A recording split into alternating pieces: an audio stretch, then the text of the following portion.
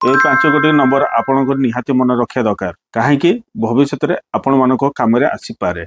जदि आपण मानक किए गाड़ी गुलज करुच्ची कि आपण सहित फ्रॉड करिछि कि साइबर फ्रॉड होइछि ताहले आपण 1930 रे आपण कॉल करिवे। जदि आपण गोटे महिला ताहले आपण को किए हैरान करुच्ची किंबा आपण को किए मिसबिहेव करुच्ची किंबा आपण को कोनोसी असुविधार सम्मुखीन होइछन्ती समस्यार समाधान ପାଇଁ चाहूचन्ती कि कोनोसी सहायता चाहूचन्ते ताहले आपण 181 को कॉल करि परिबे। एटा होची वुमेन हेल्प लाइन नंबर। एटा 189 आपण कॉल कले आपण समस्त सुविधा आपण पाई परिबे। जदि कोनोसी सरकारी कर्मचारी आपण को लांछ मागुचन्ती कि आपण को कार्य को बाधा दउचन्ती कि कार्य रे आपण को सहयोग करूनांती ताहले आपण 1064 नंबर रे डायल करिकि आपण शिकायत दर्ज करि परिबे। इंफॉर्मेशन देबे तांको विषय संपूर्ण डाटा देकी आपण को शिकायत करि परिबे। एटा हला आपण को भारत सरकार द्वारा नंबर जारी करा जाइछि। कोनोसी दुकान जदि आपण माने को ठके कि आपण माने को कोनोसी ओजन रे घापलाती करे कि खराब जिंस दिए कि कोनोसी